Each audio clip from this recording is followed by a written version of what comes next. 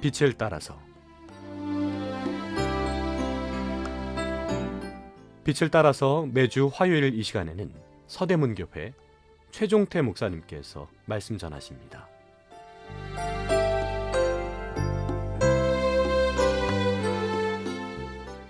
애청자 여러분, 안녕하십니까? 오늘은 구원은 어떻게 받을 수 있는지를 상고해 보겠습니다.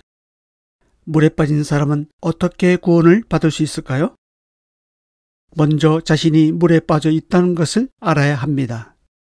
물에 빠져 죽어가고 있다는 사실을 인식해야 합니다. 이것이 중요합니다. 왜 많은 사람이 구원받지 못하느냐 하면 이것을 모르기 때문입니다. 죽어가고 있는데도 자신은 죽지 않을 것이라 생각합니다. 자신의 힘으로 구원받을 수 있을 거라 생각합니다. 하지만 모든 사람이 죄인으로 한 번 태어난 이상 모든 사람이 죄의 결과로 죽습니다. 그렇다면 구원은 어떻게 받을 수 있을까요? 자신이 죽는구나 라고 인식할 때 살려달라고 구원자를 요청하게 되겠죠. 그러면 구원자가 와서 구원해 줍니다. 마태복음 14장 29절에서 32절입니다. 오라 하시니 베드로가 배에서 내려 물 위로 걸어서 예수께로 가되 바람을 보고 무서워 빠져가는지라 소리질러 이르되 주여 나를 구원하소서 하니 예수께서 즉시 손을 내밀어 그를 붙잡으시며 이르시되 믿음이 작은 자여 왜 의심하였느냐 하시고 배에 함께 오름에 바람이 그치는지라. 이 말씀은 오병이어의 기적, 즉 보리떡 5개와 물고기 2마리로 5,000명을 먹이시고 난 이후 있었던 일입니다. 예수님은 무리를 보내신 후에 따로 기도하러 산에 올라가셨습니다. 그리고 제자들은 먼저 배를 타고 갈릴리 호수 건너편으로 가고 있었습니다. 그때가 밤 10시경이었습니다. 지금도 갈릴리 호수에 가보면 저녁에는 산 위에서부터 바람이 호수 아래로 세차게 내리칩니다. 제자들은 물결로 고생하고 있었습니다. 그때 예수님이 바다 위로 걸어 오셨습니다.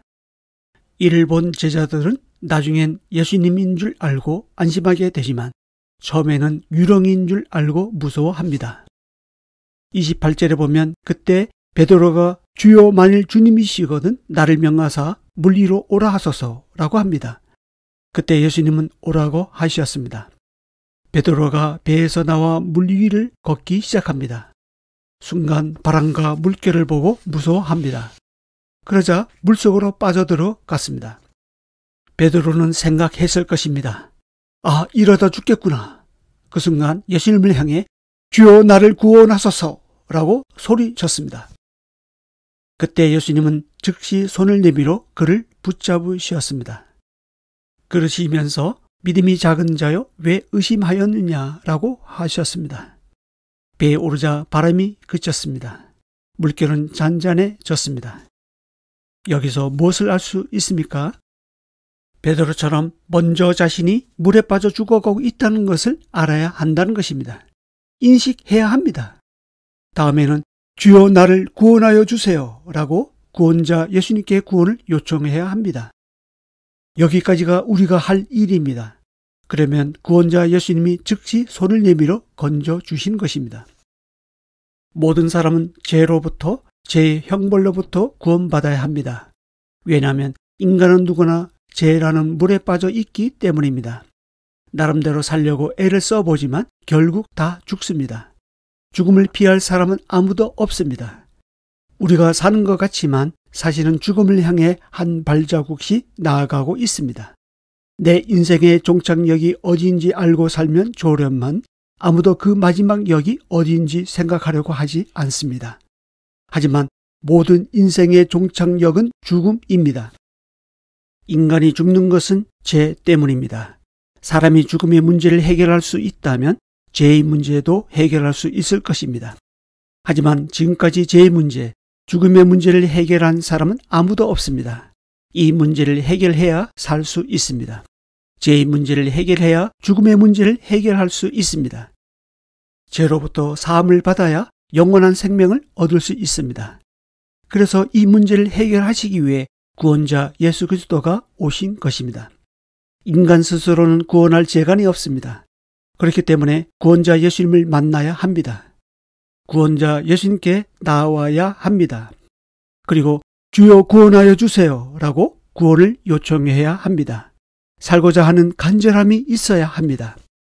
복음서에 보면 예수님을 만나 생명을 얻었던 사람들을 보면 한결같이 다 간절했습니다. 예수님을 만난 사람들은 모두가 다 구원자 예수님을 필요로 했습니다. 간절히 구원을 요청했습니다. 마가복음 2장에 나오는 한 중풍병자의 경우는 어떻습니까? 네 사람이 그의 침상을 들고 예수님께로 찾아왔습니다. 하지만 무리들 때문에 집 안으로 들어갈 수가 없었습니다. 그러자 지붕을 뜯어 구멍을 내고 중풍병자가 눈 상을 달아 내렸습니다. 예수님은 그들의 믿음을 보시고 중풍병자에게 내 죄사함을 받았느니라고 하셨습니다. 그만큼 이들은 구원자 예수님을 필요로 했습니다. 구원이 간절했기 때문에 질병에서 구원받을 수 있었습니다. 마가복음 5장에 나오는 12해를 혈류증으로 알아온 한 여자의 경우는 어떻습니까? 예수님의 소문을 들었습니다. 무리 가운데 끼어 뒤로 와서 예수님의 옷에 손을 대었습니다. 그녀는 예수님의 옷에만 손을 대어도 구원을 받을 수 있을 거라 생각했습니다. 그녀는 구원자 예수님을 필요로 했습니다. 구원이 간절했기 때문에 나음을 얻을 수 있었습니다. 마가복음 5장에 나오는 해당장 야이로의 경우는 어떻습니까? 12살 된 자신의 딸이 죽게 되었습니다. 그는 예수님께 찾아왔습니다. 구원을 받아 살게 해달라고 호소했습니다. 이에 예수님은 달리더금 즉 소녀야 일어나라고 하셨습니다. 그는 예수님 말씀대로 살아나는 기적을 체험했습니다. 마가복음 10장에 나오는 맹인거지 바디메오의 경우는 어떻습니까? 길가에 앉았다가 나사렛 예수시란 말을 들었습니다. 그리고 소리 질렀습니다. 다윗의 자손 예수여 나를 불쌍히 여기소서. 많은 사람이 꾸짖으면서 잠잠하라고 했습니다. 하지만 그는 더욱 크게 소리를 질렀습니다. 다윗의 자손이여 나를 불쌍히 여기소서. 이때 예수님은 내 믿음이 너를 구원하였느니라고 하셨습니다. 이외에도 병으로 고생하는 많은 사람들이 예수님을 만지고자 몰려왔습니다. 예수님께 찾아와서 구원을 요청한 많은 사람들은 하나같이 육체의 질병으로부터 구원받았습니다. 예수님 당시 많은 병자, 귀신 들린 자, 많은 죄인들이 있었습니다. 하지만 모두가 다 구원받은 것은 아닙니다. 예수님께 찾아와 구원해달라고 간절히 요청한 사람만이 구원받았습니다. 우리에게 기회는 항상 있는 것이 아닙니다. 사람들은 더 나은 미래를 위해 오늘을 준비하며 삽니다. 하지만 영생을 위해 영원한 준비를 하지는 않습니다. 사람들은 잘 살기 위해 열심히 땀 흘리고 노력합니다. 그런데 영원히 살지 못하면 잘 사는 것이 무슨 소용이 있겠습니까? 우리에게 기회는 항상 있는 것이 아닙니다. 이 방송을 듣고 계신 애청자 여러분, 아직 제 문제를 해결하지 못하신 분이 계십니까? 구원자로 오신 예수 그리스도께로 나오십시오. 그리고 구원해 달라고 간절히 요청하십시오. 예수님께 나오는 자가 구원받습니다. 다음 시간에 이어서 말씀드리겠습니다. 감사합니다. 빛을 따라서 지금까지 서대문교회 최종태 목사님께서 말씀 전하셨습니다. 오늘 말씀 들으시고 신앙생활에 도움받기 원하시는 분들 지역번호 02-3141-5853 3141국에 5853번 서대문교회로 전화하시기 바랍니다.